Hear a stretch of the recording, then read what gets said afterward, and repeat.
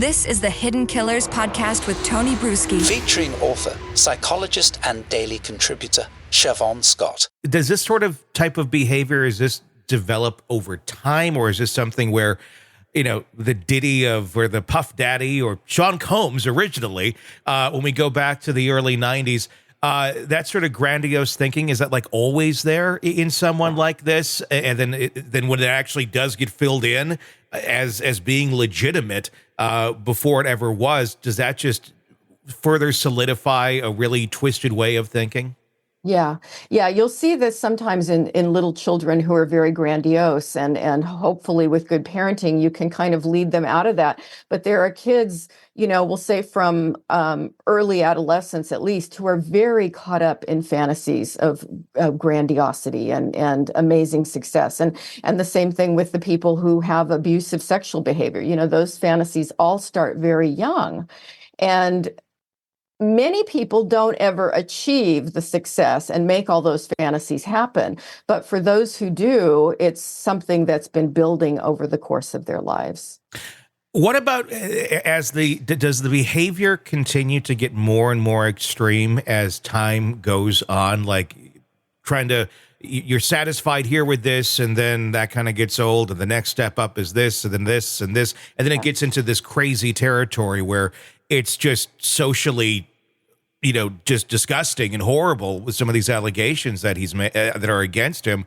But I mean, how does he get there? Is it just kind of a step ladder of, well, this isn't enough, I have to fill this need by doing something more? Yeah, stepladder is a good analogy. And I think in that way, it's kind of a neurohormone-driven addiction. It's like that dopamine. They're always looking for something more exciting, something bigger, something greater, something more shocking. And it's a terrible way to be processing life because, as you say, the person does so much harm and they're never really satisfied. They're always, searching and victimizing other people in the same process. Before we go to some of the other people that I want to talk about in his world, I want to do one more thing on Diddy himself. And I'm not hearing anyone really say this yet, and I'm kind of curious to get your thoughts, because we have these accusations of literally the drug guy. There's somebody by Diddy at all times with a fanny pack full of drugs, all different things, and what Diddy wants, and you give it to Diddy. Have we considered, is Diddy an addict? I mean, does that, I mean, I'm sure that would probably play into some of this behavior and some of the, almost just nonsensical videos that we've seen of him talking in such grandiose fashion and things that really just don't make any sort of sense, but are all about him. I'm wondering how much that has played into the Diddy that we have today.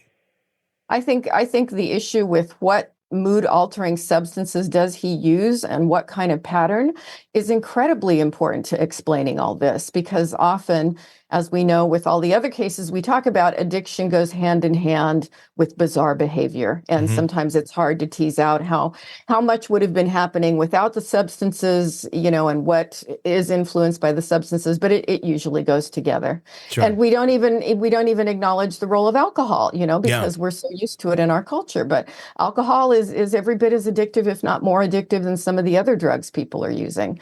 So I think that would definitely be part of the evaluation on what does this guy ingest and how does that affect his behavior. Yeah, without a doubt. Let's talk about his kids a little bit, because they've been named in a lot of these civil lawsuits as well. They are adults, so they are adult children of Diddy, but they have been accused of some of the horrific behavior, very much the same in which their father has. One would have to imagine that growing up in a lifestyle like that, did they really have a chance? Right. Yeah, the unfortunate thing about kids raised by pathological people is they've got the genetic inheritance, so they may have some innate tendencies to be similar to their parents. But then if you have that behavioral environment going on, that's what they're taught and what's reinforced. And so, yeah, his kids, one would expect that they're going to have similar challenges to him.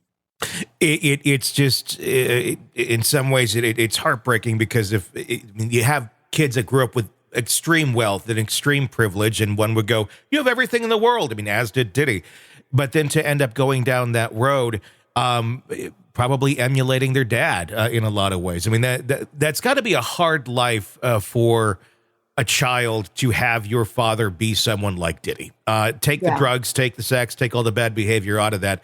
I mean, what kind of a mindset do you think they had, as they got into their adult years in terms of being grounded to reality? Yeah, clearly that would be challenging living in a household with Diddy. What is reality? Mm-hmm. And, parents are responsible for teaching their kids ethics, moral values, coping mechanisms for how we handle stress, the kinds of choices we make in our lives. And kids are going to manifest the kinds of lessons that their parents have taught them. And in this case, it would make sense that his kids are going to have problems. Sick of the ads? We are too. Start listening with no commercials now and get access to all of our episodes in advance of everyone else. Become a True Crime Today Premium Plus subscriber on Apple Podcasts. Search True Crime Today Premium Plus on Apple Podcasts or go to our podcast page and sign up now. True Crime Today Premium Plus. Sign up now.